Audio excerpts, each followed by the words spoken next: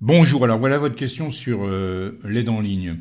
Bonjour, j'ai cet exercice qui me pose problème, seulement la question 4. Je n'arrive pas à retrouver les éléments antérieurs en ayant la probabilité qui reste inférieure à 0,05. Alors, ce problème, on va le prendre globalement, hein. Je le lis parce que c'est assez sombre là, voulant profiter du fait que tous les passagers ne se présentent pas à l'embarquement, une compagnie aérienne pratique la surréservation, elle vend 125 billets pour un vol, pouvant embarquer seulement 120 passagers. La probabilité qu'un passager ne se présente pas à l'embarquement est de 0,1. Et on supposera que tous les passagers se comportent de manière identique et indépendante. Premièrement, quelle est la probabilité que tous les passagers qui se présentent puissent monter à bord? Deuxièmement, quelle est la probabilité qu'il reste des places libres? Troisièmement, en moyenne, combien de passagers se présentent à l'embarquement? Et enfin, ce fameux quatrième, la compagnie aérienne cherche à vendre encore plus de billets pour le vol. À combien de billets doit-elle se limiter si elle souhaite que la probabilité de devoir refuser l'entrée à au moins un passager reste inférieure à 0,05? Alors, qu'est-ce que c'est que cette histoire de loi binomiale? Je résume vite fait, hein, j'ai mis des éléments de cours au milieu là. Hein. Une épreuve de Bernoulli, du nom du mathématicien, c'est une expérience aléatoire qui comprend que deux issues, un succès, un échec. Qu'est-ce que c'est qu'un schéma de Bernoulli? C'est la répétition d'épreuves de Bernoulli identiques et indépendantes. C'est ça un schéma de Bernoulli. Et quand vous avez un schéma de Bernoulli, on peut très bien s'intéresser à une variable aléatoire. En l'occurrence, c'est celle qui a cette répétition de n épreuves associe le nombre de succès obtenus. Autrement dit, cette fonction, cette variable aléatoire x me donne le nombre de succès obtenus. Alors cette loi de probabilité, elle suit ce qu'on appelle la loi binomiale. Binomiale parce qu'il y a deux paramètres, n et p. N, c'est quoi? C'est le nombre d'essais et p, c'est la probabilité du succès. De toute façon, dans un problème, dès que vous voyez les mots identiques et indépendantes, ça veut dire que vous êtes en fait dans un schéma de Bernoulli. Alors c'est quoi dans notre problème le schéma de Bernoulli? Vous avez 125 billets qui correspondent à 125 passagers.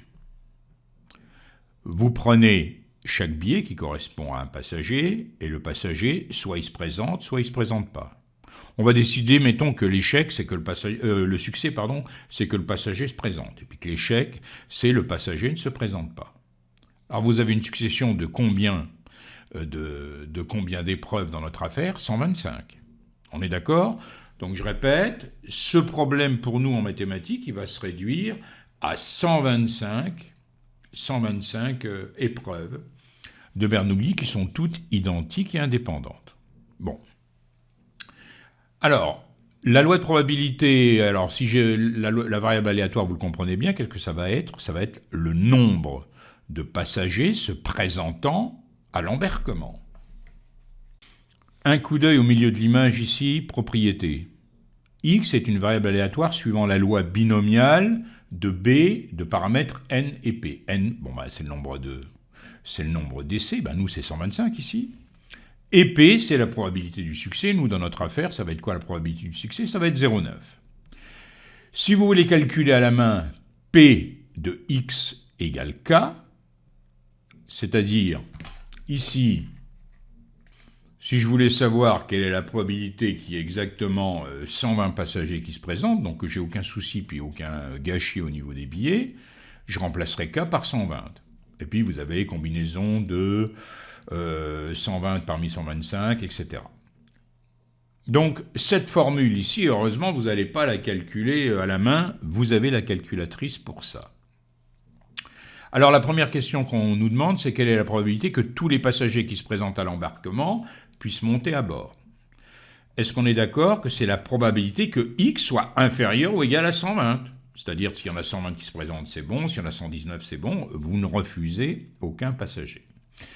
Alors maintenant, voyons ce qui se passe sur les calculatrices, parce que c'est important que vous sachiez, suivant le type de calculatrice que vous avez, comment on fait. Prenons par exemple pour commencer la TI. Si j'avais voulu calculer dans mon exemple P de x égale 120, d'accord? Je voudrais savoir la probabilité qu'il y ait exactement 120 passagers qui se présentent. Dans ce cas-là, vous avez sur la TI, pour avoir accès aux différentes distributions, on appelle ça des distributions, vous faites seconde distrib, et vous choisissez, c'est un peu plus bas, binomial, bon, loi binomiale. Et vous remarquez qu'il y a deux choses. Celle qui nous intéresse, si vous voulez, la probabilité que x soit égal à 120, vous allez prendre celle-ci. À ce moment-là, le nombre d'essais, c'est 125. La probabilité du succès, on disait 0,9, puisque la probabilité de l'échec, c'est 0,1. La valeur de x, c'est 120, vous les 120 passagers qui se présentent, vous collez. Et vous avez à ce moment-là le pourcentage qui correspond à ça. Donc la probabilité qui est exactement 120 passagers qui se présentent, elle est seulement dans notre affaire de 0,7%. Mais ce n'est pas la question évoquée par le premièrement. Dans le premièrement, on le disait il y a quelques instants, on veut connaître la probabilité que x soit inférieur ou égal à 120. Ça veut dire qu'on accepte évidemment, s'il y a 118 passagers qui se présentent, ça répond à la question, on n'a personne à refuser. Donc à ce moment-là, dans mon menu, c'est ce qu'on appelle la fonction de répartition que je prends, c'est binôme frep. Ça va me donner automatiquement p de x inférieur ou égal à un nombre que je vais choisir. Alors j'y vais, le nombre d'essais il est toujours de 125, la probabilité du succès est toujours de 0,9, la valeur de x, c'est toujours 120, et là, je le colle, et il me donne la probabilité que x soit inférieur ou égal à 120. Il y a 99,6% que tous les passagers qui se présentent à l'embarquement puissent monter à bord si je distribue 125 billets.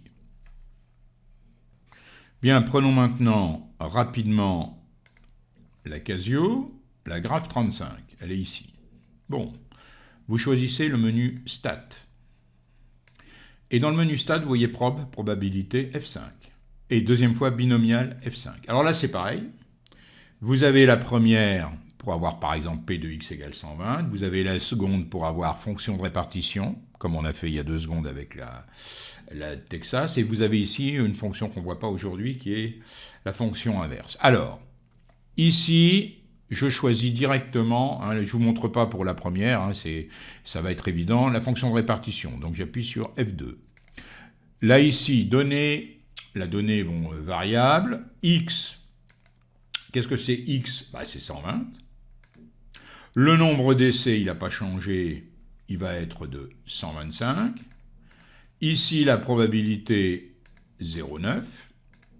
Et j'ai plus qu'à aller exécuter ici. Alors attention, je calcule et je tombe évidemment sur le même résultat. Il y a 99,6% de chance que tous les passagers qui se présentent à l'embarquement puissent monter à bord si j'ai vendu 125 billets. La question 2, c'est quelle est la probabilité qu'il reste des places libres à bord?